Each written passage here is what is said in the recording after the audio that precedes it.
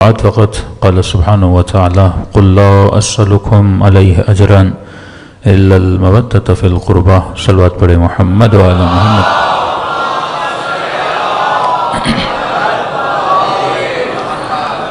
دعا ہے پروردگار عالم ہم سب کی عبادتوں کو اپنی بارگاہ میں قبول فرمائے اور جس مقصد زندگی اور حیات کی خاطر ان مجالس میں آتے ہیں خدا ان مقاصد میں بھی ہم سب کو کامیابی نصیب فرما دے. مسلسل حجت الہی کے عنوان سے گفتگو ہو رہی ہے کہ خدا مختلف طریقوں سے اپنے بندوں پر حجت کو تمام کرتا ہے. کوئی بندہ قیامت میں یہ نہیں کہہ سکتا کہ خدا نے مجھ پر حجت کو تمام نہیں کیا. حجت ظاہری، حجت باطنی، حجت ہائے علمی، اعجاز الہی کے ذریعے سے خود ہم نے کہا کہ وجود انسان حجت تمام کرتا ہے کہ کوئی خالق ہے، کوئی رب ہے، کوئی خدا ہے. لیکن شرط یہ ہے کہ بندہ سوچے. جب تک غور نہیں کرے گا، فکر نہیں کرے گا، چیزوں کو دیکھے گا اور سرسری طور پر چیزوں سے گزر جائے گا. مثلاً آپ اپنی زندگی میں ڈیلی بیسس پہ درختوں کو دیکھتے ہیں، لیکن کتنے لوگ ہیں جنہوں نے درخت کو دیکھ کے 5 منٹ کے لیے سوچا ہو؟ کتنے لوگ ہیں جو درخت کا پتا یا دانہ اٹھائیں، اپنی ہتھیلی پہ رکھیں اور یہ سوچیں کہ یہ دانہ ایک دن، یہ درخت ایک دن دانہ تھا اور یہ دانہ جو آج دانہ ہے یہ کل درخت بننے کی صلاحیت رکھتا ہے. کتنے لوگ ہیں جو زمینوں کو دیکھ کر، فصلوں کو دیکھ کے سوچتے ہیں کہ ایک ہی رنگ کی مٹی، ایک ہی قسم کا پانی، ایک ہی زمین میں 2 مختلف دانے ڈالو 2 مختلف ذائقے بنا کے نکالتی ہے. سائنس یہ تو بتاتی ہے یہ گرو کس طرح کر رہا ہے، لیکن سائنس آج تک یہ نہیں بتا پائی کہ یہی مٹی کسی کو میٹھا بناتی ہے. یا تو یہ ہو کہ آم کے درخت کو کوئی اور پانی دیا جائے، گندم کو کوئی اور پانی دیا جائے، لیموں کو کوئی اور پانی دیا جائے، یا مثلا موسمی کی کوئی اور زمین ہو، ہر پھل کی الگ زمین ہو. ایسا تو ہے ہی نہیں نا. ایک ہی زمین میں آدھے ایکڑ میں ایک چیز کو ڈالو، دوسرے ایکڑ میں دوسری چیز کو ڈالو، وہی پانی دو، لیکن جب زمین خود کو چیر کے وہ دانہ نکلتا ہے تو اس میں سے کوئی لال بن کے گلاب بن جاتا ہے،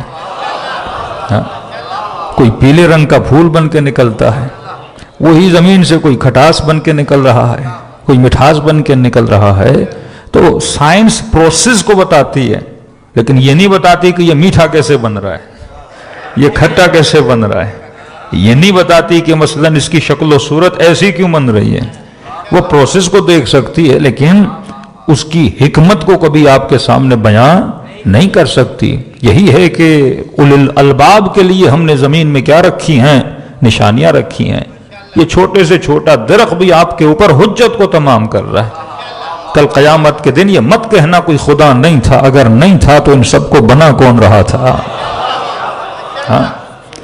خود وجود بشر، خود وجود انسان کہ 5 منٹ کے لیے بندہ خود کو آئینے میں دیکھے، یہ شکل، یہ صورت، یہ بناوٹ، یہ نازک پن، یہ سب کچھ کس نے بنایا انسان کو؟ کہ کون سی چیز کہاں، کتنا عدل ہے، کتنا عدل ہے انسان کے وجود میں. کوئی چیز اضافی نہیں ہے. آنکھیں 2 ہیں، کان 2 ہیں، کڈنیز 2 ہیں، ٹانگیں 2 ہیں، ہاتھ 2 ہیں، سب 2 کر کے دیا. کبھی سوچا زبان ایک کیوں دی، دل ایک کیوں دیا؟ ہر چیز خدا نے جو انسان کے وجود میں رکھی ہے وہ عدالت کے بنیاد پہ رکھی ہے. اب وہ کیونکہ بتاتا ہے کہ میں خدائے عادل ہوں، میں نے نظم رکھا ہے تمہارے وجود میں، تو کیسے ممکن ہے وہ بدن میں تو عدالت کو رعایت کرے، بدن میں تو عدالت کا خیال کرے، لیکن جب کوئی ہادی دے تو وہ ہادی عادل نہ دے.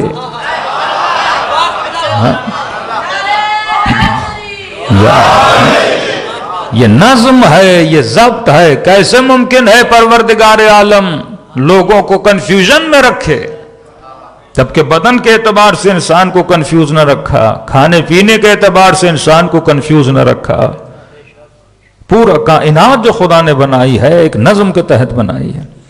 میں نے شاید پہلی اور دوسری مجلس میں کہا تھا کیسے ممکن ہے کہ بندے کو پتہ نہ ہو کہ ہادی کون ہے، میں نے ہدایت کیسے حاصل کرنی ہے، اور یہ بول دے کہ تمہاری مرضی جسے چاہو اپنے آپ میں سے کیا بنا دو، اولی الامر منکم ہے نا، تم میں سے کوئی کیا ہوگا، اولی الامر ہوگا۔ یہاں چھوٹا سا محلہ اس کی الیکشن ہو تو جھگڑے پڑ جاتے ہیں۔ آج تک ملک کا حال کیا بنا ہے سب کے سامنے، اور خدا تو اولی الامر کی باتیں کر رہا ہے۔ کیسے ممکن ہے وہ عرب جو قبیلوں میں، عشیروں میں، تعصبات میں بٹا ہوا ہے، وہ عرب ہر کسی کو اولی الامر مان لیتا؟ مطلب یہ تو جھگڑے والی بات ہو گئی نا کہ خدا فیصلہ ہمارے اوپر چھوڑے، اور تا قیامت آج تک مسلمان لڑ رہا ہے کہ اولی الامر کون ہے۔ تو خدا اس کا قصور کس کے اوپر جاتا ہے اگر تو ہمارے اوپر چھوڑ رہا ہے، جبکہ تو خود کہتا ہے خلق الانسان ضعیفا، بندے کو شادی بھی کرنی ہو تو پتہ نہیں لگتا کہاں کرے، یہ تو اولی الامر کی بات ہے۔ بندے کو کاروبار کرنا ہو تو کنفیوز ہے، بندہ کوئی دکان پہ ایک جوتا بھی لینے جاتا ہے تو کنفیوز ہو جاتا ہے رنگ کون سا لوں، ایک شرٹ لینے جاتا کنفیوز ہو جاتا ہے پہنوں تو کون سی پہنوں، یہ تو اولی الامر کی بات ہے نا۔ کیسے ممکن ہے؟ تو اپنی سنتوں کے خلاف کیسے چل سکتا ہے؟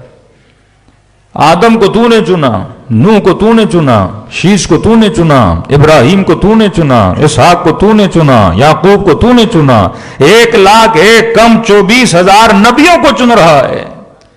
کیسے ممکن ہے اپنی سنت کو بدل دے اور کہے اب تیری مرضی جسے چاہے چنو؟ یہیں سے نظام میں جو دراڑ پیدا ہوئی، یہی مبدأ اختلاف بنا مسلمانوں میں، وہیں سے جنگیں چلی، وہیں سے قتل و غارت بنا، وہیں سے بے ادبیاں شروع ہو گئیں کہ وہ خدا کہے یہ دین جو اعلیٰ ترین دین ہے، یہ دین جو پوری دنیا میں فتح پائے گا، یہ دین جو مکمل ترین دین ہے، اس دین کی شان میں مسلمان قصیدے پڑھے، لیکن جب دیکھے تو دنیا میں سب سے زیادہ ذلیل مسلمان نظر آئے، پستیوں میں مسلمان نظر آئے، اقتصادی عنوان سے، اخلاقی عنوان سے، ہر اعتبار سے آج مسلمان پستیوں میں ہے۔ تو پھر انگریز کو حق ہے نا یہ انگلی اٹھانے پر، یہ کیسا دین تھا؟ دین جو تجھے فتح دینے کے لیے آیا تھا، جو تجھے فضیلت دینے کے لیے آیا تھا، جو اقوام عالم کے لیے رول ماڈل تھا کہ آج دنیا کو بتا سکو کہ یہ بہترین دین ہے اور اس دین میں ہم بہترین زندگی گزارتے ہیں۔ تو آج مسلمانوں کا حال بتا رہا ہے کہ ان کا ماضی اچھا نہیں تھا۔ ماضی کیسے اچھا ہوتا جب انسان اپنے فیصلے اپنی عقل کے مطابق کرے اور خداوندی عقل کو چھوڑ دے۔ ابتداء خلقت سے جھگڑا یہی تھا، ابتداء خلقت سے شیطان اور خدا کا جھگڑا کیا تھا؟ اللہ کہتا تھا میرے کینڈیڈیٹ کو مانو، شیطان کہتا تھا تیرے کینڈیڈیٹ کو نہیں مانوں گا۔ حابیل اور قابیل کا جھگڑا کس بات پہ تھا کہ اللہ نے اس کو فضیلت دی مجھے کیوں نہیں دی؟ اسی طرح نیتھے آ جائیے اولاد انبیاء میں بھی جھگڑے چلے ہیں۔ مسئلہ اسحاق اور اسماعیل کیا تھا؟ یہی مسئلہ تھا یہودیوں کا، اس کی ماں کنیز ہے لہذا نبوت اسے کیوں ملے گی، نبوت تو اسحاق کو ملنی چاہیے۔ کوئی نسل کا جھگڑا، اللہ کہتا ہے میری مرضی میں جسے چاہوں نبی بناؤں، میری مرضی میں جسے چاہوں فضیلت دوں۔ ام یحسدون الناس علی ما آتاہم، لوگ حسد کرتے ہیں جو میں نے نسل ابراہیم کو عطا کیا ہے، جو میں نے فضیلتیں عطا کی ہیں، لوگ اس فضیلت پہ کیا کرتے ہیں؟ حسد کرتے۔ اللہ کہتا ہے میری مرضی ہے میں جسے چاہوں فضیلت دوں، میں جسے چاہوں اعلیٰ بناؤں۔ ابھی آپ نیچے آتے جائیں گے وہ نسل اسماعیل میں، نسل اسحاق میں، پھر نسل حضرت اسماعیل میں جب آپ نیچے آتے ہیں وہ عدنانی اور غیر عدنانی، قریشی غیر قریشی، ہاشمی غیر ہاشمی، یہ جھگڑا چلتا ہوا آیا۔ پھر خود نسل امام حسن میں اور نسل امام حسین میں جب نیچے آتے ہیں تو نوادگان امام حسن میں کچھ ایسے ہیں جنہوں نے نوادگان امام حسین سے حسد کیا ہے. پھر اور نیچے آتے ہیں امام موسیٰ کاظم کے سگے بھائی حسد پہ اتر آئے کہ یہ امام یہ کیوں بنیں گے، میں کیوں نہیں بنا. پھر اور نیچے آتے ہیں جعفر کذاب کا واقعہ پڑھتے ہیں، یہ فضیلت اللہ ان کو کیوں دے رہا ہے، مجھے کیوں نہیں دے رہا. یعنی بشر کا شروع سے جھگڑا یہی رہا ہے. بنی امیہ سب سے بڑا اعتراض جو بنو ہاشم پہ کرتے تھے وہ ابن زیاد برملا کہتا تھا یہ کیسی بات ہے کہ حاکمیت خدا بنو ہاشم کو دے گا، ہم نے کیا بگاڑا ہے کہ حق کے حاکمیت بنو ہاشم کو ہے، اولاد علی ابن ابی طالب کو ہے، ہمیں کیوں نہیں، کہ ہم عرب نہیں، کہ ہم قریش نہیں، تو یہ حق حاکمیت ہمیں کیوں نہیں دیا جاتا. تو خدا قرآن میں برملا جواب دیتا ہے کہ میری مرضی میں جسے چاہوں فضیلت عطا کروں.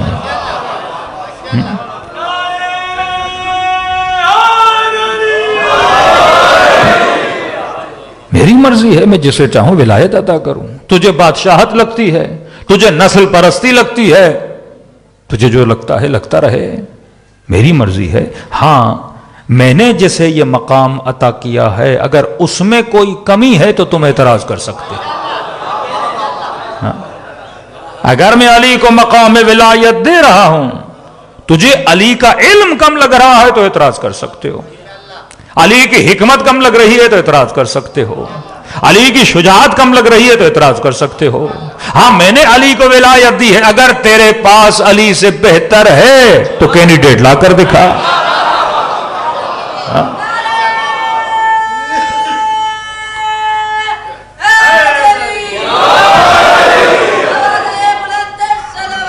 اللہم صلی علی محمد. فرق ہے شیطان میں اور درخواست خداوندی میں.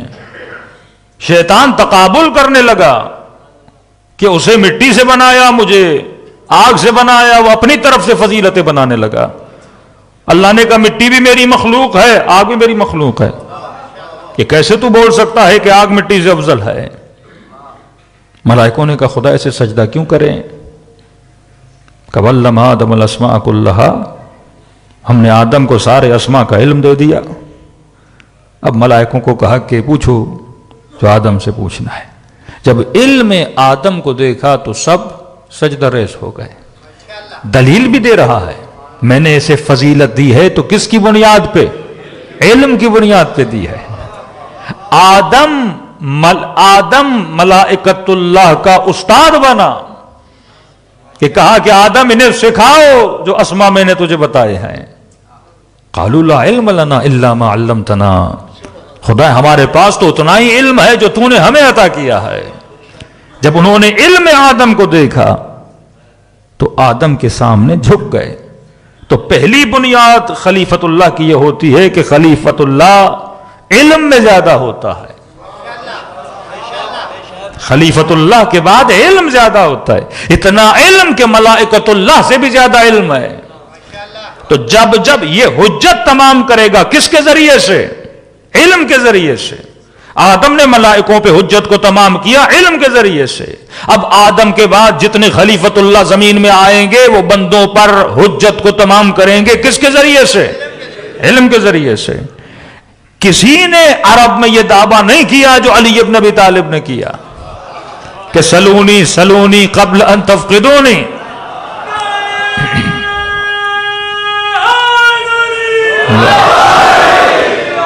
پوچھو جو کچھ علی سے پوچھنا ہے.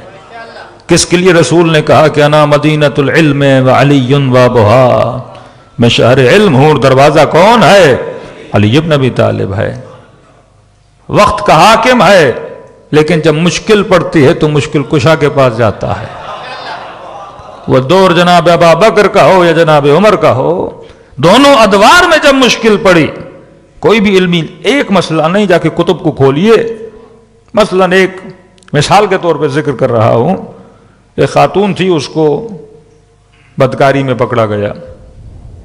حاکم نے سزا سنائی، اسے سنسار کیا جائے. اسے لے جا رہے تھے، علی بن ابی طالب کی نگاہ پڑی. امام نے کہا کس لیے لے جا رہے ہو؟ کہا حاکم نے حکم دیا ہے سنسار کیا جائے. امام نے کہا یہ حکم اس پہ لاگو ہوتا ہی نہیں. کہ حاکم نے حکم دیا ہے، کہ دیا ہو لاگو نہیں ہوتا، واپس لے آؤ اسے حاکم کے دربار میں۔ جب لے آئے تو انہوں نے کہا علی نے بولا ہے حکم صحیح نہیں ہے۔ تو وقت حاکم نے کہا کہ علی کیسے بول سکتے ہیں حکم صحیح نہیں، قرآن کی آیت ہے جو ایسے فاحشہ اور بدکاری میں مبتلا ہو اسے سنسار کیا جائے۔ امام نے کہا حکم قرآن میں حکمتیں ہوتی ہیں۔ میں نے کہا نا عقل مند صاحب حکمت ہوتا ہے، ڈائریکٹ حکم نہیں، حکمت کو بھی سمجھو۔ اللہ حکمت کیسے بیان کیا کرتا ہے، کہ کیا مطلب حکمت ہوتی ہے؟ کہ یہ حکم قرآن تو ہے لیکن کس کے لیے ہے، اس بندے کی کنڈیشن بھی تو دیکھو۔ کہ کیا مطلب؟ کہ کوئی بھی حکم اسلام ہو، وہ کچھ بندے اس حکم سے مستثنا ہیں۔ حدیث سنائی، کون سے مستثنا ہے؟ مثلا کوئی بندہ نیند کی حالت میں ہو اور اس سے کوئی کام سرزد ہو جائے، اس پہ حکم لاگو نہیں ہوتا۔ کوئی بندہ ہو جو حالت جنون میں ہو، مجنون ہو، پاگل ہو، پاگل کو سزا نہیں دی جاتی۔ امام نے کہ اس خاتون کی حالت دیکھو، اس کا ذہنی توازن نہیں ہے، یہ مجنون ہے۔ ہاں، مجنون پہ حکم لاگو نہیں ہوتا۔ امام جواد کے زمانے میں حکما پریشان تھے، چور کو جب سزا دی جائے تو ہاتھ کو کہاں سے کاٹا جائے؟ قرآن کہتے ہیں ہاتھوں کو کاٹو۔ ہاتھ کو بھائی کہاں سے کاٹیں؟ آدھے سے کاٹیں، پورا کاٹیں، بازو تک کاٹیں۔ عربی میں جو ید ہے، اب ید کا مقدار کہاں تک ہے؟ فَاغْسِلُوا أَيْدِيَكُمْ ہے نا، اپنے ہاتھوں کو دھو۔ اب بندہ اتنا دھو لے کہ وضو ہو گیا۔ ہاتھ کہاں تک جائے؟ کوہنیوں تک جائے۔ اب یہ پورا ہاتھ ہے، اب چور کا جب کاٹنا ہے تو کتنا کاٹنا ہے؟ وقت حاکم نے کہا پورا ہاتھ کاٹا جائے۔ اختلاف ہوا، مسئلہ حل نہیں ہوا، کہ دلیل بھی تو چاہیے، تو دلیل محکم ہو۔ تو امام جواد کو بلایا گیا۔ امام جواد نے کہا چور کے ہاتھ اگر کاٹنے ہیں تو انگلیاں صرف کاٹو۔ کہ کس دلیل کی بنیاد پہ؟ کہ خدا قرآن میں کہتا ہے جو مساجد ہیں وہ کس کے لیے ہیں؟ اللہ کے لیے ہیں۔ مساجد یعنی جو سجدگاہیں ہیں، بندہ جب سجدے میں جاتا ہے تو ہتھیلی کو زمین پہ رکھتا ہے۔ اگر آپ سجدے میں گئے اور ایک ہاتھ اوپر تھا، یا سجدے میں گئے آپ کا انگوٹھا زمین پر نہیں تھا یا گھٹنے زمین پہ نہیں تھے، یہ ساتوں اعضاء اگر زمین پہ نہ لگے تو بندے کا سجدہ صحیح نہیں ہے۔ کہ مساجد اللہ کے لیے ہے، تجھے ہرگز اجازت نہیں تو اس کا پورا ہاتھ کاٹے۔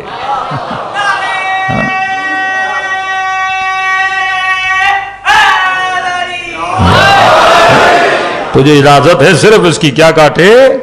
انگلیاں کاٹے۔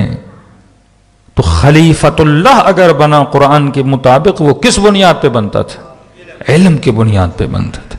خدا حجتوں کو تمام کر رہا ہے۔ اب لوگ قرآن نہ پڑھیں، مفتی کی تشریح پڑھتے ہیں، اس کی اپنی ذاتی تحلیل پڑھتے ہیں۔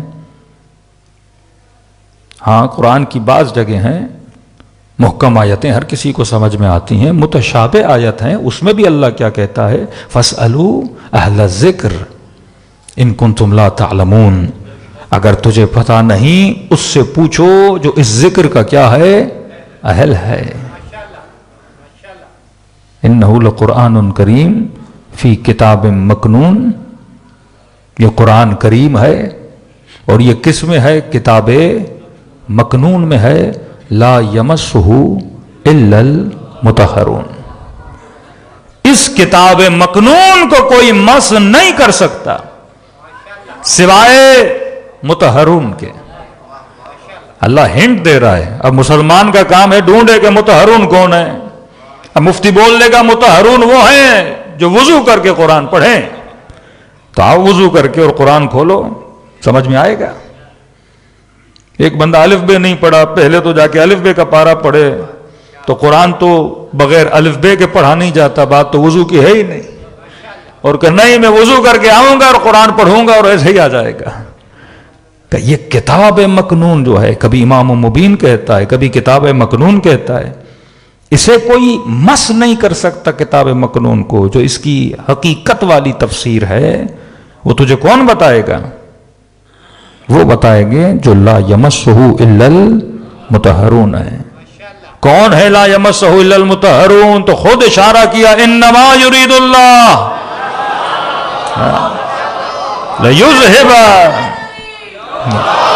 عَنْكُمُ الرِّجْسَ أَهْلَ الْبَيْتِ وَيُطَهِّرَكُمْ تَطْهِيرًا۔ اشارہ خود دے رہا ہے، یہ وہ ہیں جن کو میں نے کیا بنایا؟ پاک و طاہر بنایا۔ سورہ نور میں نے اس دن سنائی، یہ مشکات ہے، یہ نور ہیں، یہ دو مصباح ہیں، حسن و حسین مراد ہیں، یہ وہ شجر مبارک ہے۔ اس دن سورہ مریم کا ذکر کیا تھا۔ آج تھوڑا سورہ مریم کے اشارے دیتے ہوئے آگے بڑھیں۔ اب یہ نہیں کہ خدا نے اہل بیت سے پہلے کسی کو پاک نہیں بنایا تھا۔ حضرت مریم کے لیے کیا کہا؟ ان اللہ اصطفاکی وطہرکی واصطفاکی علی النساء العالمین۔ میں نے آپ کو کائنات کی عورتوں کا سردار بنایا اور میں نے آپ کو کیا بنایا ہے؟ پاک بنایا ہے۔ مریم کو پاک بنایا ہے۔ کیسے ہو سکتا ہے کہ اگر مریم کو پاک بنائے پر نبی کی بیٹی کو نہ بنائے، ان کے اولاد کو نہ بنائے؟ اس کے لیے صرف یہ کہا وطہرکی، اور جب اہل بیت کی بات کی کہا یطہرکم تطہیرا۔ تطہیرا مفعول مطلق ہے۔ اگر خدا صرف یہ بولتا ہے اہل بیت رسول یطہرکم، اللہ نے تم لوگوں کو پاک بنایا ہے، تو دنیا بولتی یہ مقام وہی ہے جو مریم کو عطا کیا تھا۔ کہا یہ بی بی مریم سے افضل ہے۔ ان کے لیے یہ نہیں کہا کہ ہم نے صرف تم کو پاک بنایا، ان کے لیے کہا وَيُطَّهِرَكُمْ تَطْهِيرًا، ایسا پاک بنایا ہے، آج تک کسی کو ایسا پاک نہیں بنایا نا۔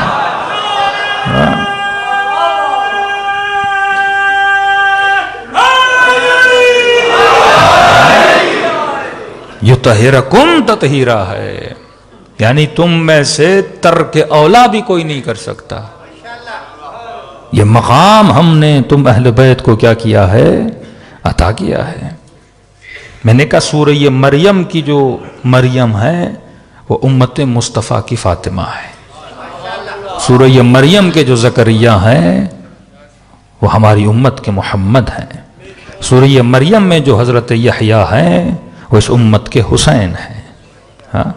یہ اللہ شاہ۔ سورہ مریم کے جو حضرت مسیح عیسیٰ ہیں وہ اس امت کے امام زمانہ ہیں۔ کہ نبی فرماتے ہیں الساع بالساع۔ کہ اللہ ذکر کیوں کرتا ہے؟ کیونکہ اللہ نشان امتیں وہی کرتی ہیں جو پچھلی امتوں نے کیا ہے۔ جو کچھ بنی اسرائیل نے کیا وہ سب کچھ میری امت کرے گی۔ بنی اسرائیل نے ہارون کا انکار کیا، امت محمد نے علی کا انکار کیا۔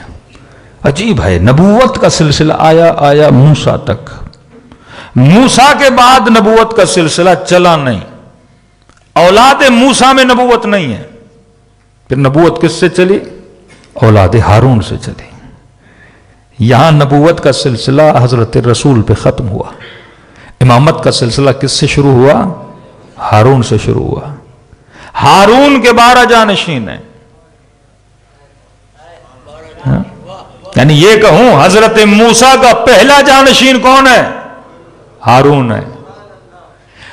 حضرت موسیٰ کا آخری جانشین کون ہے؟ عیسیٰ ہے۔ ہمارے نبی کے پہلے جانشین کون ہیں؟ علی مرتضی ہے۔ کیا کہا؟ یا علی انت منی بمنزلت ہارون من موسیٰ۔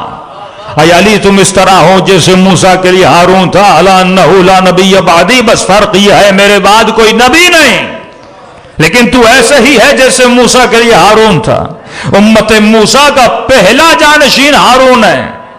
امت محمد کے پہلے جانشین مثل ہارون علی ابن ابی طالب ہیں۔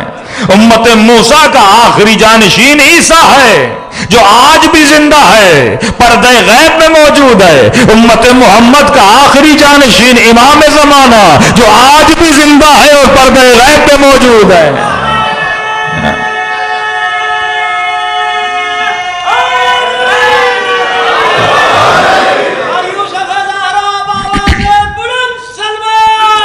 اللہم صلی علی محمد وعجل فرجہم۔ اور اس سے زیادہ خدا نشانیاں کیا بتائے؟ مسئلہ یہ کہ مسلمان تورات اور انجیل نہیں پڑھتا۔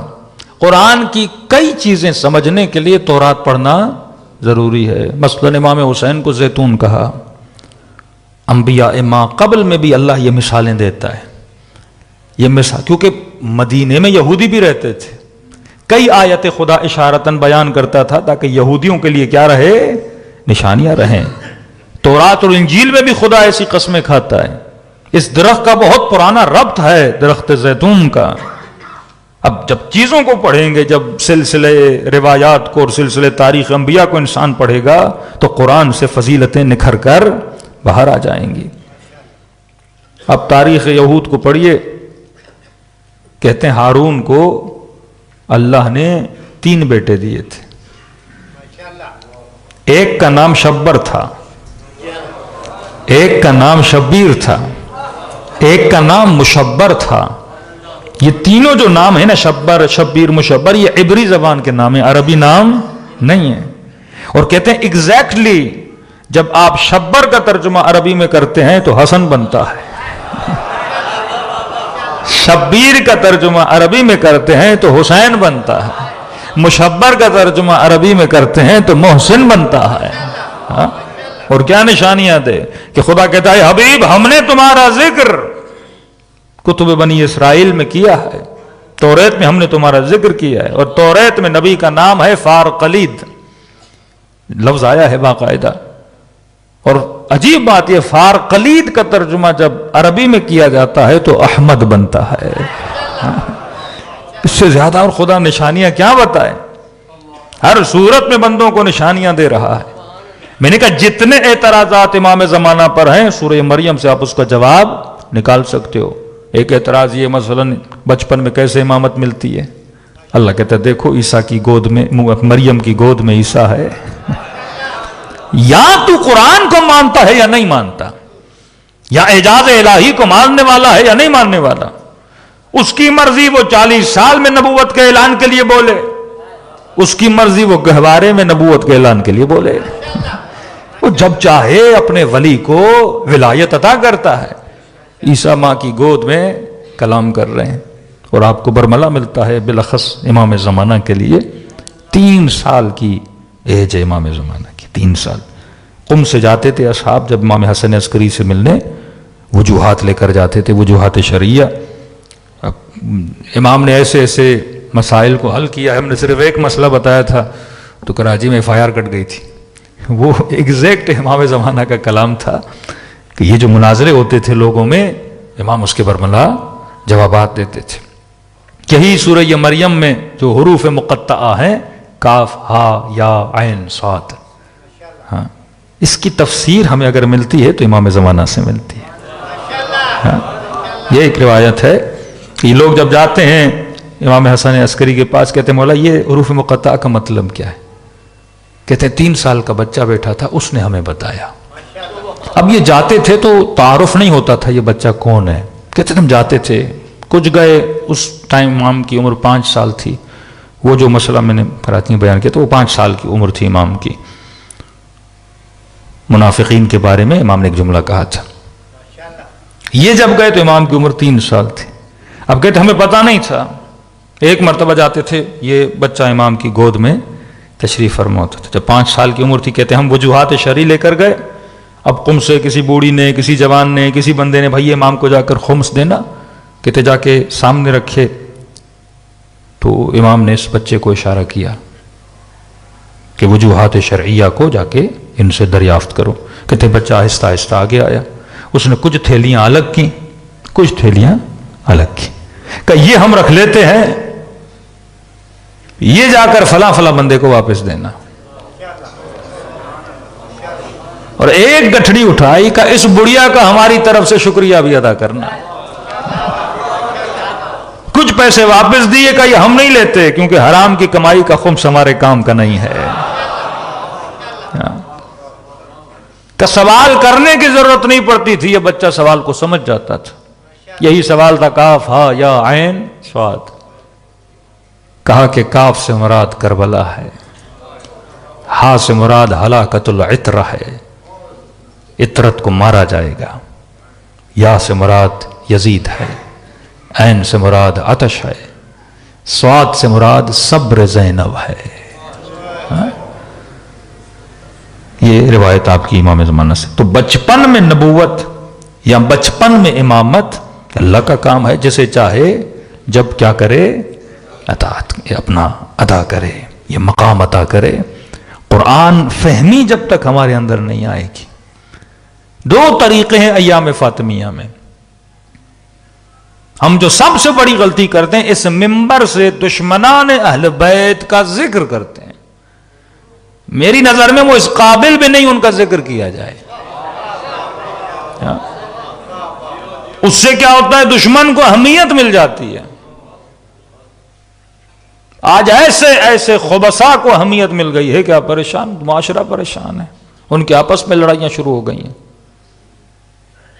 دو طریقے ہیں، یا تو دشمن کا ذکر کرو، اس سے مسائل جنم لیں گے، معاشرتی جھگڑے جنم لیں گے، فرقہ پرستی جنم لے گی، قتل و غارت جنم لے گا۔ دوسرا طریقہ یہ ہے، میں دشمن کو چھیڑوں نہیں، میں صرف آل رسول کو پڑھوں، قرآن سے ان کے فضائل بیان کروں، ان کے فرامین بتاؤں دو لوگوں کو، ان کے فیصلے بتاؤں لوگوں کو، ان کی عبادتوں کا ذکر کروں، ان کی دعاؤں کا ذکر کروں، ان کی کرامتوں کا۔ اتنا علم ہے آل رسول کا، اور دنیا جب سنے گی نا، دیکھیے ایک مرتبہ دشمن کا ذکر کرتا ہوں، وہ ویلیو دیتے ہیں، دشمن یہاں آ جاتا ہے۔ ایک مرتبہ دشمن کو چھیڑنا ہی نہیں ہے، میں نے صرف فضیلت اہل بیت بیان کرنی ہے، تو اتنا اہل بیت اوپر چلے جائیں گے، یہ تو نظر ہی نہیں آئے گا نا۔ اور جب آپ نے دل کے جب آپ نے لوگوں کے دلوں میں محبت اہل بیت کو بھر دیا، تو میں نے کہا محبت کا، پہلی مجلس میں کہا تھا، محبت کا کمال یہ ہے کہ محبت اپنے اندر ہی دشمنی کو جنم دیتی ہے۔ آپ پہلے محبت کو بڑھاؤ، جیسے محبت بڑھ جائے گی آٹومیٹیکلی ان کے دشمن سے نفرت ہو جائے گی۔ یہی برادران اہل سنت کا ایک فرقہ ہے جو اہل بیت رسول سے، صوفیہ فرقہ جو ہے، وہ بڑی محبت کرتا ہے، اور وہ سخت دشمن ہے، دشمن علی کا، سخت دشمن ہے وہ۔ کیوں؟ کیونکہ آپ نے محبت علی بن ابی طالب کا پیالہ بھر دیا نا۔ اب جب محبت آ گئی، وہ سنے گا، مثلا کسی کتاب میں بھی پڑھے گا کہ فلاں بندے نے علی سے یہ زیادتی کی تھی، علی کو یہ بولا تھا، تو آٹومیٹیکلی، کیونکہ محبوب سے جتنی محبت ہوتی ہے اس کے دشمن سے اتنی دشمنی ہوتی ہے۔ یعنی تولا کے اندر ہی تبرہ ہے۔ پہلے تولا مضبوط کرو، تبرہ خود بخود اس کے وجود میں آ جائے گا۔ یعنی یہ لازم اور ملزوم ہے۔ آپ نہیں بول سکتے، ایک بندہ کہے کہ مثلا یہاں ٹھنڈک بہت ہے، گرمی چاہیے، تو کوئی کہے کہ نہیں، کمرے کو گرم نہیں کرتے، ہم سورج کی روشنی کو لاتے ہیں۔ تو سورج کی روشنی کے ساتھ گرمی لازم اور ملزوم ہے۔ جہاں سورج کی روشنی ہوگی وہاں گرمی ہوگی، جہاں آگ ہوگی وہاں گرمی ہوگی، جہاں پانی ہوگا وہاں تری ہوگی۔ یعنی یہ ایسے ہے کہ آپ کسی بندے کو بولیں پانی میں جاؤ، پر اس طرح جاؤ کہ بدن گیلا بھی نہ ہو، یہ نہیں ہو سکتا۔ اگر تم نے اسے ولایت علی ابن ابی طالب کے پانی میں اتار دیا، اگر تم نے اسے محبت اہل بیت کے سمندر میں اتار دیا، وہ تبرہ سے خود بخود اس کے اندر تبرہ کی نمی آٹومیٹیکلی آ جائے گی، تبرہ کی تری اس کے وجود میں آٹومیٹیکلی آ جائے گی۔ یہ وہ حکمت علی ابن ابی طالب ہے کہ سمجھو کس زمانے میں کس طرح تم نے ہمارے مقدمے کو پیش کرنا ہے۔ ہر زمانہ ایک جیسا زمانہ نہیں ہوتا۔ فرمایا کن فی الفتنہ، فتنوں میں ایسے رہو جیسے اونٹنی کا بچہ، نہ کسی کو سواری دیتا ہے، نہ کوئی اس سے دودھ نکال سکتا ہے۔ تو آج بعض ایسے نادان لوگ ہیں جو دشمن کو سواری بھی دے رہے ہیں اور منوں کی تعداد میں دودھ بھی دے رہے ہیں اسے۔ ہم سے ہی دودھ لے کے ہمیں ہی بیچا جاتا ہے، ہمارے ہی کلپس کاٹ کے شیعوں کے خلاف استعمال کیے جاتے ہیں۔ حکمت اگر بندے میں ہو، یا تو جو پڑھو ریفرنس کے ساتھ پڑھو، بات ہی ختم۔ ایف آئی آر کاٹنی ہے، جاؤ کاٹو بھائی اپنی کتابوں کے خلاف۔ ایف آئی آر کاٹنی ہے فلاں تاریخ والے پہ کاٹو، ہمارا کیا جائے؟ ریفرنس کے ساتھ پڑھو، کتاب کا متن پڑھو، اس پہ کبھی آپ پہ ایف آئی آر نہیں کر سکتی، مسائل جنم نہیں لیں گے۔ یعنی بحث کو علمی طریقے سے، دوسرا دشمن کی سائیکولوجی کو پڑھ کے اس حساب سے اس پہ کیا کیا جائے، اس سے جب وہ بحث مباحثہ کیا جائے تو اس میں پھر آپ کی کیا ہوگی؟ فتح ہوگی۔ میں بار بار کہتا ہوں، مولا فرماتے ہیں علی والا عقل مند ہوتا ہے، بے وقوف نہیں ہوتا۔ اس مکتب میں بے وقوفوں کی گنجائش نہیں ہے، یہ مکتب صاحبان عقل کا مکتب ہے۔ صلوات پڑھے محمد و آل محمد۔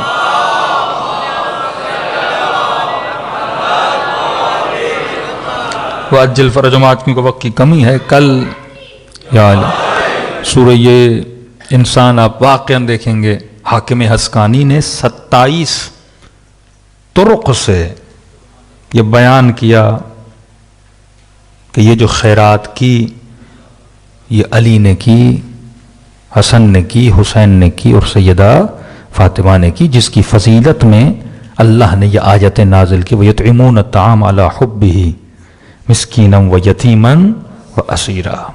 27 طرق کم نہیں ہوتے، یعنی 27 طریق سے 27 راویوں سے یہ منقول ہے کہ یہ کس کی فضیلت میں ہے؟ اہل بیت رسول کی فضیلت میں۔ اور اگلی آیتیں بڑی شان والی آیتیں ہیں۔ خدا اب بتاتا ہے یہ کون ہیں آل رسول، جنت میں کس کو یہ جام پلائیں گے، اور کون ہیں جو ان کے ہاتھوں سے جام کو لیں گے۔ رسول نے صراحتاً بیان کیا کہ ابرار کون ہیں، مطہرون کون ہیں، کہا یہ مقربون ہیں جو سب سے زیادہ قریب ہیں۔ پھر کہا قریب کون ہے، قل لا اسألکم علیہ اجرا الا المودۃ فی القربى، یہ وہی ہیں جو میرے ساتھ قریب ہیں۔ پوچھتے تھے یا رسول اللہ قربا کون ہے، علی کے گھر کی طرف اشارہ کرتے تھے کہ یہ ہیں قربا جن کو پروردگار عالم نے یہ مقام عطا کیا ہے۔ تو عزیزو یہ زمانہ حکمتوں کا زمانہ ہے۔ جب تک ہم صاحب حکمت نہیں بنتے، فقہی مسائل میں، شرعی مسائل میں، زندگی کے مسائل میں حل نہیں ہوگا، آپ زندگی نہیں گزار سکیں گے۔ ایک عام روٹین کا مسئلہ ہے، میں نے کل غیبت پہ اس دن بات کی تھی آپ کے سامنے کہ غیبت کیا ہے، اشد من الزنا ہے نا، لیکن بعض جگہوں پہ غیبت جائز ہے۔ اسی طرح فقہی مسائل حالات کے حساب سے اپنے رنگ کو کیا کرتے ہیں، بدلتے ہیں۔ ایک مسئلہ جو ہمارے ملک میں، کیونکہ یہ نظام فاسد نظام ہے، فاسق نظام ہے، قوانین بنتے تو ہیں پر قوانین کو چلانے والے فاسق و فاجر ہیں، عدل کا نظام نہیں ہے۔ حکم امام ہے کہ حسن ظن کرنا واجب ہے، پازیٹو سوچنا، پازیٹو تھنکر بننا۔ یہاں تک امام نے کہا کہ اگر کسی کو برا کام کرتے ہوئے دیکھو، برا خیال کرنے سے پہلے 70 مرتبہ اچھے خیال کرو۔ یہ حسن ظن کی فضیلت میں۔ مثلاً کوئی بندہ کسی شرابی کے گھر میں گیا، باہر نکل رہا ہے، فوراً جو ذہن میں خیال آتا ہے وہ کون سا، برا والا آتا ہے نا، وہ یہ بھی شرابی بن گیا، شراب لے کے نکل رہا ہے۔ امام فرماتے نہیں، 70 ٹائم اچھے خیالات کو سوچو۔ مطلب اپنی فکر کو ٹریننگ دو، یہ صرف کس کو سوچے، اچھائی کو سوچے۔ مثلاً یہ سوچو، ہو سکتا ہے اس سے قرضہ لیا ہو، پیسے واپس کرنے گیا، ہو سکتا ہے اس کے بیٹے کا ایکسیڈنٹ ہو گیا ہو، خبر دینے گیا ہو سکتا ہے اس کی ماں بیمار ہو، پوچھنے گیا ہو سکتا ہے اس بندے خدا کو نصیحت کرنے گیا ہو کہ یہ گناہ نہ کرو۔ دیکھیے نا، فکر کو عادت ہو، یہ پوری مشین ہے، جب تک آپ کا برین اس چیز کا عادی نہیں بنتا آپ کے اندر سکون نہیں آئے گا۔ آج زندگیوں میں سکون کیوں نہیں؟ کیونکہ طرز فکر وہ نہیں جو طرز فکر علی بن ابی طالب تھا۔ آج معاشرے میں فکر تو فکر یزیدی ہے، مطلب ہمارے سوچنے کا طریقہ ہو سکتا ہے خدا نخواستہ یزیدی طریقہ ہو۔ سکون تب آتا ہے ما رأیت الا جمیلا، اطمینان علی بن ابی طالب۔ یہ سکون کہاں سے ملتا ہے؟ کہ میں نے کہا مولا گلی سے چلتے تھے، لوگ علی بن ابی طالب کو گالیاں دیتے تھے، برا بھلا کہتے تھے، اور مولا گھر آ کر کہتے تھے کہ یاری آپ کو برا کہہ رہے تھے، ہاں، میں نے یہ سوچا ہو سکتا ہے کسی اور علی کو کہہ رہے ہوں۔ وہیں پہ مولا نے اس کو ٹرانسفر کر دیا کسی اور علی کی طرف، اپنی طرف لیا ہی نہیں۔ اب جتنا آپ اپنی طرف لوگے اتنی کیا پیدا ہوتی جائے گی، نیگیٹیوٹی پیدا ہوگی، اس سے غصہ پیدا ہوگا، انتقام کا احساس جنم لے گا۔ کہ نہیں، حسن ظن کرو 70 مرتبہ۔ سننے والا بڑا ڈیٹ تھا، اس نے کہا علی اگر 70 مرتبہ بھی اچھا سوچوں، پھر 71ویں مرتبہ برا خیال آئے پھر تو امام نے کہا تجھ جیسا میں نے پہلی بار سوال ہی دیکھا ہے بھائی، 71ویں بار بھی برا خیال آئے تو کیا کروں؟ مولا نے فرمایا اب اپنے آپ کو کہو اے نفس بدبخت میں 70 نیکیاں بیان کر رہا ہوں تو ایک ہی برائی پہ اٹکا ہوا ہے.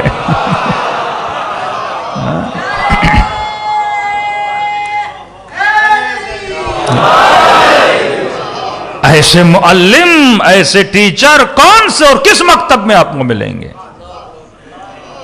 یہاں تو بیان نہیں کرنے دیا جاتا. ہم بھی تاریخی شخصیتیں لاتے، جا کے آپ تاریخ پڑھیے نا. آج مسلمان کو نہیں، یہ تاریخی روایت، آج ایک نیا ڈرامہ کر رہے ہیں، یہ تاریخی روایتیں ہیں. اب تو ساری تاریخ پھر آپ چٹلا دو گے. وہ صفین ہے، وہ جمل ہے، وہ مارقین ہیں، وہ قاسطین ہیں، وہ تاریخ اسلام ہے، وہ تاریخ رسول ہے، وہ مکے کی تاریخ ہے، وہ مدینے کی تاریخ ہے، وہ فتوحات ہیں، سب تو تاریخ ہے. پھر سب کا انکار کر دو، کیونکہ ان کو پتہ یہ تاریخ میں جائیں گے حقیقت، اخلاق، کردار، رفتار، شجاعتیں، بزدلیاں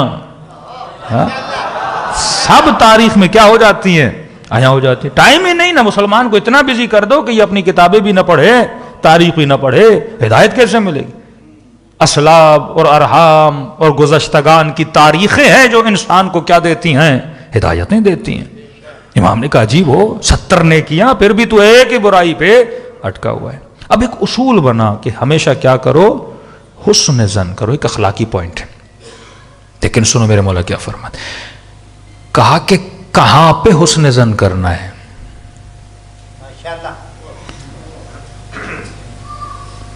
ٹائم دیکھو، وقت دیکھو، حکومتیں دیکھو، نظام دیکھو. کہا حسن ظن کرو نظام عدل میں. ہاں، نظام عدل میں. اب مجھے یہ دیکھنا پڑے گا جس حکومت میں میں زندگی گزار رہا ہوں یہ حکومت عدل والی ہے کہ نہیں ہے. مثال کے طور پہ جس حکومتوں میں آج پاکستان میں آپ رہ رہے ہیں، جھوٹ کا پلندہ، پورا نظام ہی جھوٹا ہے، جھوٹی حکومتیں. فرماتے ہیں جھوٹے نظام میں، فاسق نظام میں، فاجر نظام میں حسن ظن کرنا حرام ہے. یہ حکمت.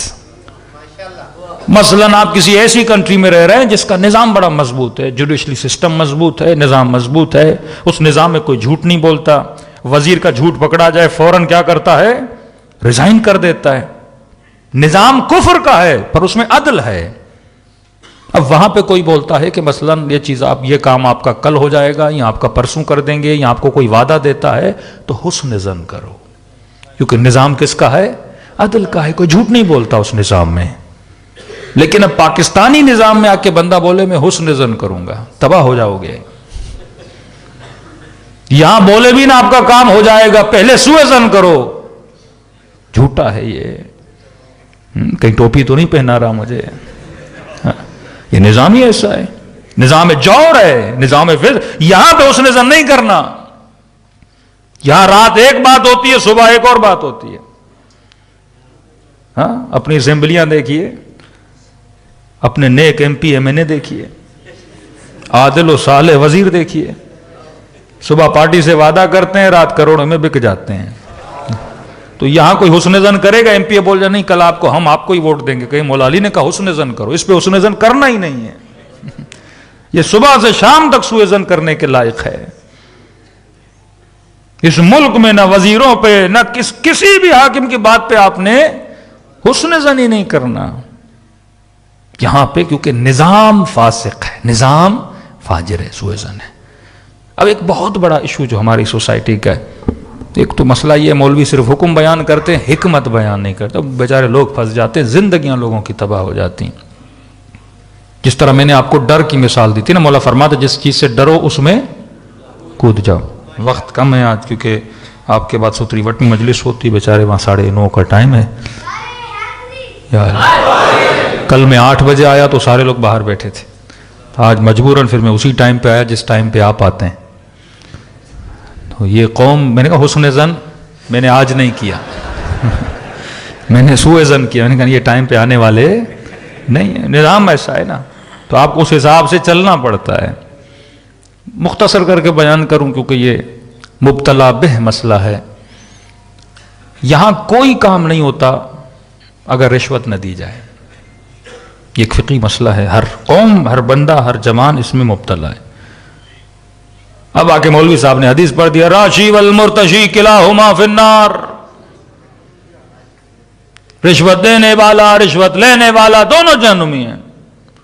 اب سیدھا سادہ جوان بیچارہ حدیث سنی کبھی میں تو نہیں دوں گا، پولیس نے کھڑا کر دیا اسے، موٹر وے پہ کھڑا ہوا ہے بیچارہ، سارا دن کھڑا ہوا ہے، وہ سوچ رہا میں تو متقی ہوں اسی لیے کھڑا ہوا ہوں، سارا نظام۔ میں نے کہا نہیں، سوء ظن حسن ظن، یہ ہم نے ڈائریکٹ جا کے یہ مسئلہ مبتلا بے تھا، آیت اللہ مبشر کاشانی مجتہد اعظم ہے قم میں، عرفان اور سلوک میں بھی بہت آیت اللہ کشمیری کے شاگرد ہیں، ڈائریکٹ ہم نے ایک مجتہد سے ڈسکشن کی، قبلہ یہ حدیث ہے الراشی والمرتشی کلاہما فی النار، دونوں جانو۔ اب ہم رہتے پاکستان میں، وہاں تو کام چلتا ہی نہیں، اب بندہ اس روایت کو لے کے گھومتا رہے تو کوئی کام ہی نہ ہو بچوں کا، یا روڈ پہ کھڑے ہوں یا موٹر وے پہ کھڑے ہوں یا کسی آفس کے باہر بندہ کھڑا ہی کھڑا رہے۔ تو انہوں نے کہا حکمت کو سمجھو، یہ اس نظام میں ہے جو نظام عدل ہے۔ مثلاً آپ کسی ایسی کنٹری میں جاتے ہو، مثلاً ایران چلے جاتے ہو یا یورپ کی کسی ایسی کنٹری میں چلے جاتے ہو جہاں آپ کو پتا ہے ہر چیز عدل کے عدل مطلب مساوات کے مطابق، ایکوالٹی کے مطابق چلتی ہے، وزیر بھی لائن میں کھڑا ہوگا، عام بندہ بھی لائن میں کھڑا ہوگا، ہاں اب ڈرائیونگ لائسنس آپ یو کے میں بنانے جاتے ہیں ہر بندہ لائن میں کھڑا ہوتا ہے نا، نظام کفر کا ہے پر اس میں عدالت ہے، تھوڑی بہت مساوات تو ہے نا، سسٹمیٹک مساوات ہے، ہر بندہ کھڑا ہوا ہے۔ اب وہاں اگر تم پیسہ چلا کے 4 بندوں سے آگے جا رہے ہو تو کیا ہے؟ کلاہما فی النار ہے، جہنمی بن رہے ہو۔ لیکن آتے ہیں پاکستان میں، اب پیرامیٹر کیا ہے کہ کب پیسہ دینا جائز ہے، یہ کلی نہیں ہے۔ مثال دے رہا ہوں، آپ نے محنت کر کے اردو ادب میں پی ایچ ڈی کی، آپ محنت کی، آپ نے پڑھے ہیں، آپ کو اردو آتی ہے، یا آپ کو عربی آتی ہے، آپ نے عربی میں کسی مدرسے میں یا مثلاً کسی یونیورسٹی میں ایم اے عربک ہے، اور جابس آتی ہے مثلاً او ٹی کی، عربک ٹیچر کی، آپ لائن میں کھڑے ہیں، 4 اور لڑکے بھی آپ کے ساتھ کھڑے ہیں، اور جب آپ نے ان 4 سے باتوں کی، کسی کو عربی نہیں آتی، لائن میں کھڑے ہیں۔ ہمارے اپنے ایک دوست تھے، بچپن کے کلاس فیلو تھے، تو جب ہم گئے اپنے گاؤں تو انہوں نے کہا بھائی آپ کو مٹھائی کھلانی، ہم نے کس چیز کی؟ کہ نوکری مل گئی۔ اچھا، خود ان کا شعبہ تھا انجینئرنگ میں، انہوں نے لی ہوئی تھی، ڈگری لی ہوئی تھی، بیچلر کیا ہوا تھا۔ تو میں نے کہا کس فیلڈ میں ملی؟ کہ عربی ٹیچر بن گیا ہوں، 17 گریڈ کی نوکری، 70-80 ہزار۔ میں نے کہا بھائی عربی کا الف نہیں آتا تمہیں، کیسے مل گئی؟ ڈگری کہاں سے لی تم نے؟ کہ کراچی بنوریا ٹاؤن ایک مولوی ملا، عربی وفاق المدارس، پتہ نہیں کون سی ڈگریاں جو یہاں پاکستان میں لوکل ہے، وہ میں نے لے لی۔ تمہیں آتی نہیں، انٹرویو کیسے ہوا؟ کہ قائد اعظم صاحب زندہ باد، کام ہو گیا۔ یہ نظام ہے، آپ اس نظام میں رہ رہے ہو، آپ لائن میں کھڑے ہو، 3 بندے آپ سے آگے ایسے کھڑے ہیں جن کو الف بے بھی نہیں آتا، آپ کو پتا ہے کہ میں ان تینوں سے قابل ہوں، لیکن یہاں میرٹ کو دیکھ کے نوکری نہیں دی جا رہی، قائد اعظم کو دیکھ کے دی جا رہی ہے، نوٹ کو دیکھ کے نوکری دی جا رہی ہے، پیسے کو دیکھ کے۔ اس نظام میں اگر قابل ہو، اگر آپ کو 100% پتا ہے، مثلا آپ ریشو لگاؤ، آپ کا نمبر 100 ہے اور جو لائن میں کھڑا ہے کوئی 50 پہ ہے، کوئی 40 پر ہے، اب یقین ہے کہ میں قابل ہوں، یہ میرا حق ہے، میرا حق ہے، پر مجھے پیسے کی وجہ سے دیا نہیں جا رہا، تو اس صورت میں پیسہ دے کر بھی اپنا حق لینا جائز ہے۔ آپ کو پتا ہے میں پروموشن میں میری لیاقت ہے، پروموشن ہونا چاہیے، مثلا میں نے 17 ایئر سرو کیا، ایک بندہ آیا 10 ایئر سرو کر کے پیسے دے کے آگے جا رہا ہے، اور وہ برملا بول رہے ہیں 10 لاکھ وہ دے رہا ہے، آپ بھی دو تو آپ کو دے دیں گے۔ اب یہاں کہ نہیں، کلاہما فی النار، میں نہیں دوں گا، یہاں یہ پھر قومیں تباہ ہو جاتی ہیں، ہمارے بچے پیچھے رہ جاتے ہیں، نوکریاں نہیں ملتی اس سسٹم میں، اور گھر آ کے کہتے ہم نے مولا کے فرمان کے مطابق یہ کام کیا ہے. فرمان سمجھو. مولا ایک طرف آپ کو ملتا ہے، مولا اسے بولتے ہیں کہ تو نے ہمارے دشمن کو کرائے پہ اونٹ دیے. کیوں دیے؟ کہ مولا کیوں؟ کہ اونٹ دشمن کو دیے تھے. چلو کا مولا میں آپ اس سے محبت نہیں کرتا، میرا تو کام ہے گاڑی کرائے پہ دینا یا اونٹ کرائے پہ دینا، میں نے دے دیا. کہ نہیں، مسئلہ کرائے پہ دینے کا نہیں ہے، مسئلہ یہ ہے جب تک تیرے اونٹ واپس نہیں آئے تھے تو دعا کر رہا تھا کہ صحیح سالم آئے. مطلب جو اس کا سوار ہے دعا اس کی خدمت میں بھی تو جا رہی ہے نا. اونٹ وہ لے کر گیا ہے تو ہمارے دشمن کے لیے دعا کر رہا ہے کہ صحیح سالم واپس آئے. تو کیسا علی کا چاہنے والا ہے جو دشمن کو دعائیں دے رہا ہے. ایک طرف یہ، دوسری طرف وہ جو ہارون الرشید کی دربار میں کام کرتا تھا، امام نے کہا تجھے اجازت ہے. پوچھا مولا ظالم ہے، فاسق ہے، قاتل ہے، کام کر سکتا ہوں اس کے پاس؟ کہ ایک شرط پر. میں نے کہا نا الاعمال بالنیہ، اللہ نیت کو دیکھتا. کسی کا حق نہ مارو، اپنا حق ہے تو اسے لو، اس کے پیچھے نہ ہٹو. سیدہ کا حق تھا تو مسجد میں جا کے حق مانگنے گئے، کہ حق سے پیچھے نہ ہٹو. لیکن شریعت کے دائرے میں کرپشن نہ کرو. یہ دیکھو واقعا میرا حق بنتا ہے کہ نہیں بنتا. ہاں کہیں پر 98 100 کا فرق ہوتا ہے، وہاں احتیاط کرو. لیکن دیکھ رہے ہو میری قابلٹی ہے، میرا میرٹ ہے، 100% میں اس چیز کے قابل ہوں، لیکن پیسے کی وجہ سے، سفارش کی وجہ سے مجھے پیچھے رکھا جا رہا ہے. وہاں پہ اپنے حق لینے کی کیا ہے؟ اجازت ہے. جس طرح اس کو اجازت دی ہارون کے دربار میں، کہ ایک شرط پہ کام کر سکتے ہو. مولا کس شرط پہ؟ کہ اس شرط پہ اس ظالم کے پاس رہ کر نوکری کر سکتے ہو، اور وہ تنخواہ تیرے لیے حلال ہے کہ جب بھی تیرے پاس کوئی آل محمد کا چاہنے والا آئے اس کا کام سب سے پہلے کرنا. ہاں دیکھیے یہاں پہ امام نے میرٹ کو توڑا کہ نہیں. مطلب 4 لوگ لائن میں کھڑے ہیں، پہلے کام کس کا کرنا؟ ہمارا چاہنے والا ہو. کیونکہ یہ ولایت اہل بیت کے اعتبار سے، ایمان کے اعتبار سے ان تینوں سے کیا ہو جاتے ہیں؟ بہتر ہو جاتے ہیں. اس نیت ہو کہ میں صرف اس لیے آیا ہوں تاکہ مومنوں کا کام سب سے پہلے کروں، نیک لوگوں کا کام سب سے پہلے کروں. تو پھر اس نظام میں ظلم میں رہتے ہوئے بھی آپ کیا کر سکتے ہو؟ مومنین کی مدد کر سکتے ہو. بعض ایسے مولوی پیدا ہوئے، نظام میں ظلم ہے، اس نظام میں بھائی سارا سب کو نکال دو گے اس نظام سے تو پھر قوم کا کیا ہوگا؟ یہ نظام طاغوت ہے، آپ اس میں کام نہیں کر سکتے. یہی نظام ہے. یا اس قوم میں اتنا شعور پیدا کرو کہ کمپلیٹلی نظام کو بدلا جائے. لیکن جب تک چل رہا ہے ہمارے بچوں کا فیوچر وابستہ ہے. اس نظام میں رہتے ہوئے، کسی کا حق نہ مارتے ہوئے اور اپنا حق نہ چھوڑتے ہوئے ہم نے اس نظام میں کیا کرنی ہے؟ ترقی کرنی ہے.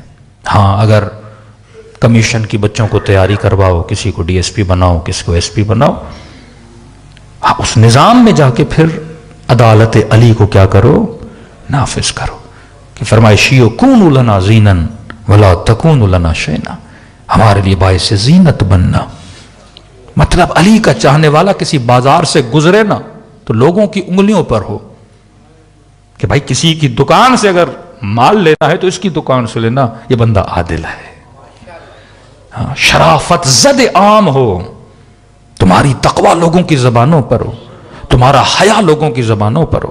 ایک شیعہ لڑکی جب یونیورسٹیاں کالج میں جائے سب کو پتا ہو، نامحرم جرت نہ کرے اس سے کلام کرنے کی، پتا ہو ایک عفیف خاتون ہے.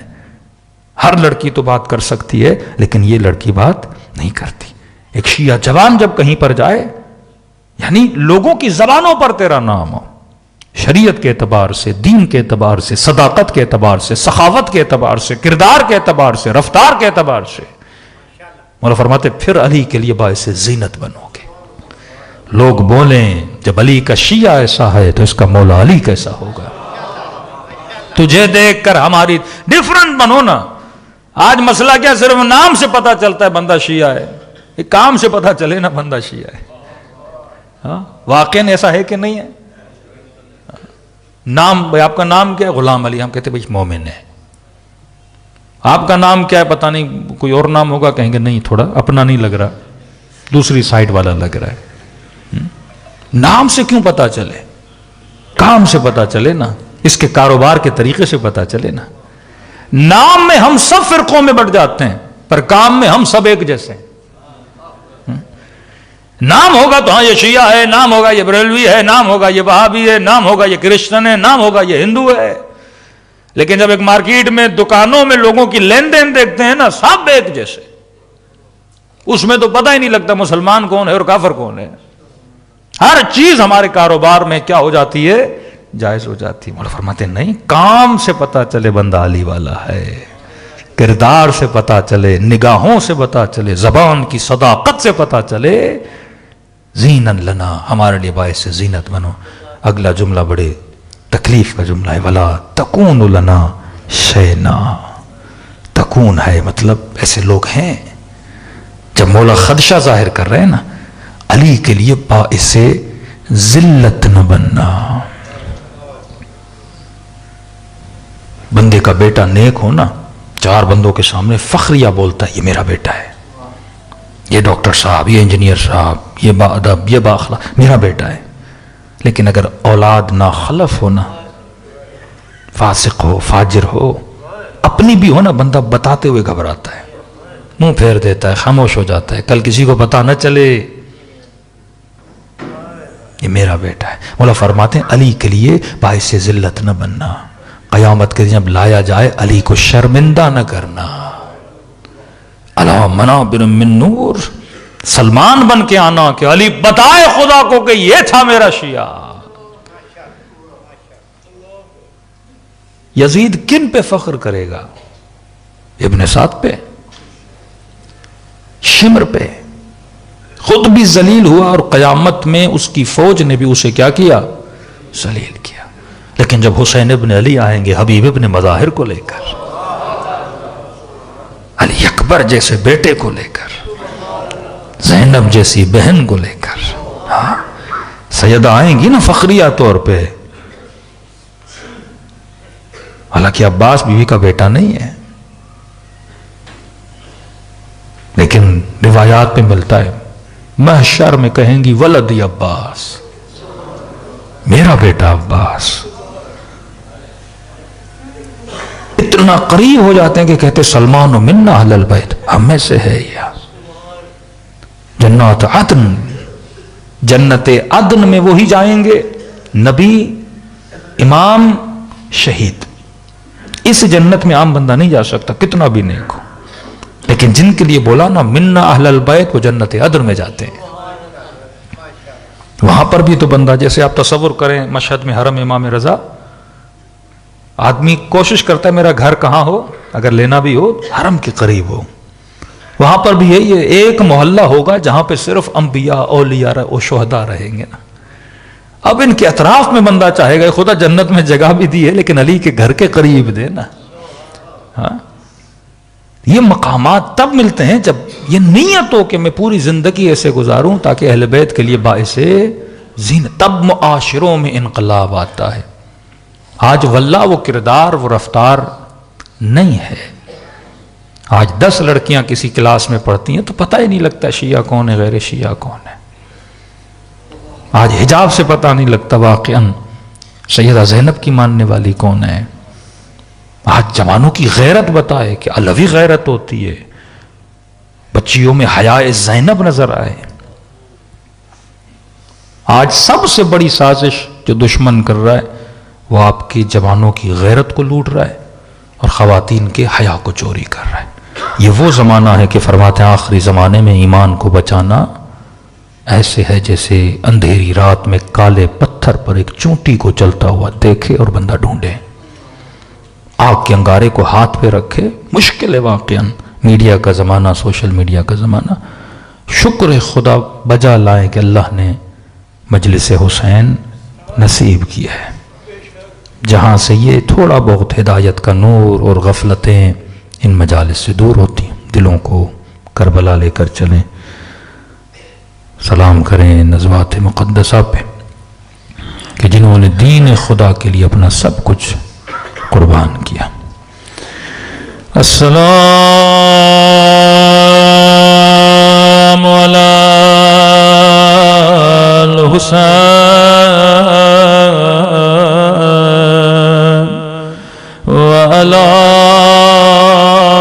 علی ابن الحسین وعلی اولاد وعلی اصحاب سب مل کے السلام علی الحسین وعلی علی ابن وعلی اولاد الحسین وعلی اصحاب میرا سلام ہو زینب کی لٹی ہوئی چادر پہ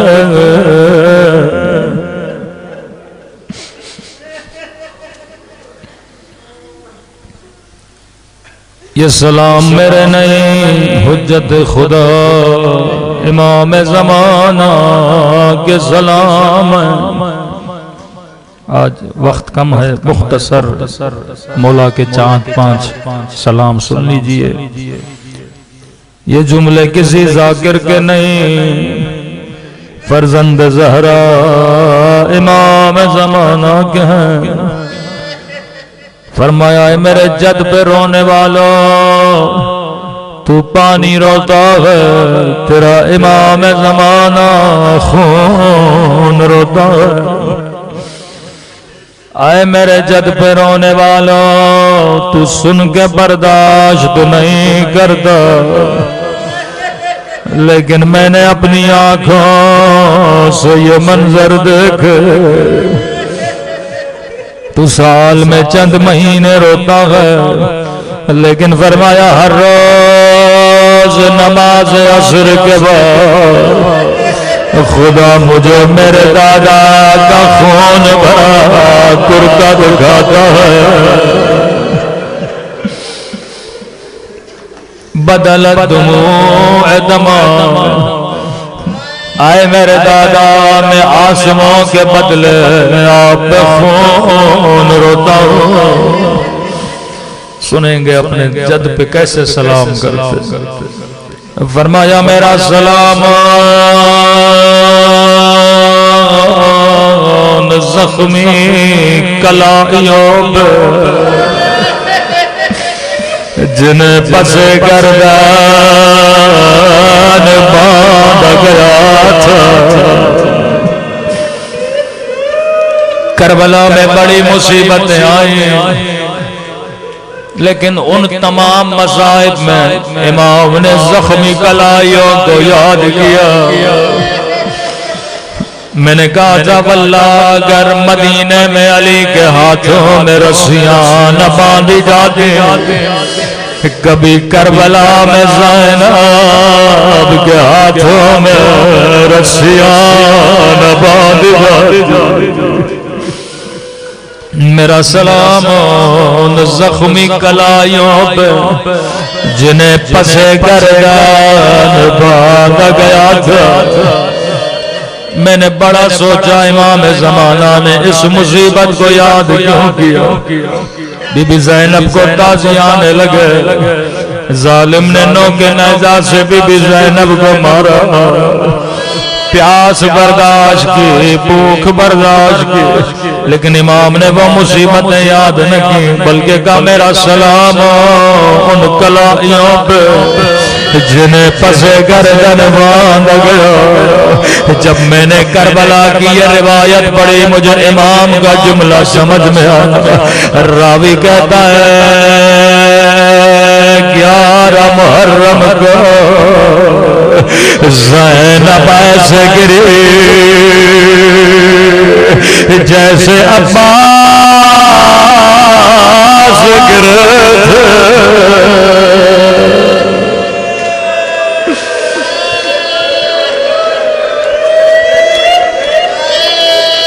شاید کوئی مجمع سے کہے مولانا بی بی زینب کے تو بازو سلامت عباس کے بازو سلامت نہیں تھے، بھلا بی بی زینب عباس کی طرح کیسے گرے؟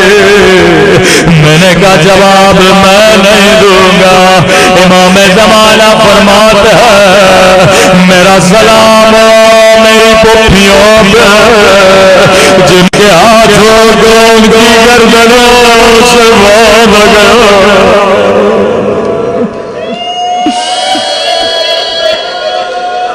میرا سلام ان زخمی کلائیوں پہ جنہیں پس گردن باندھ گیا۔ اگلا سلام اس سے بھی درد بھرا سلام، فرمایا میرا سلام ان ننھے سے رخساروں پہ۔ میں نے کہا اگر کربلا میں تماچا لگا ابتدا مدینے سے ہوئی تھی، میرا سلام ان ننھے سے رخساروں پہ جن کا رنگ بدلتا رہا، یہ نہیں کہا جن کا رنگ بدل گیا بلکہ بدلتا رہا۔ کبھی شمر کے تماچوں نے رنگ نیلا کیا، کبھی ظالم کے تماچوں نے رنگ کالا کیا۔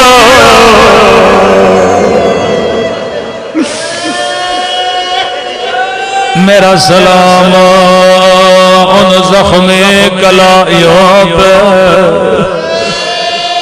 جنہیں پس گردن باندھ گیا، میرا سلام ان ننھے سے رخساروں پہ جن کا رنگ بدلتا رہا۔ اگلا سلام بڑا درد بھرا سلام ہے، فرمایا میرا سلام ان خشک ہونٹوں پہ جن پہ ظالم چھڑی مارتا۔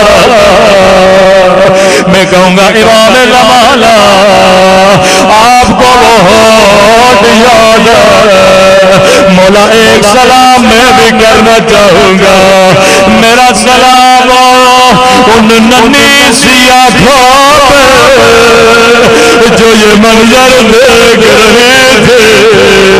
اللہ کسی بچی کو بابا کی کٹی کر نہ دکھائے،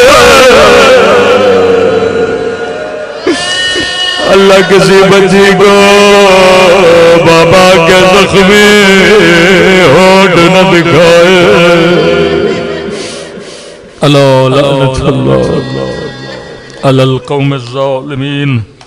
بسم اللہ الرحمن الرحیم۔ رب اشرح لی صدری ویسر لی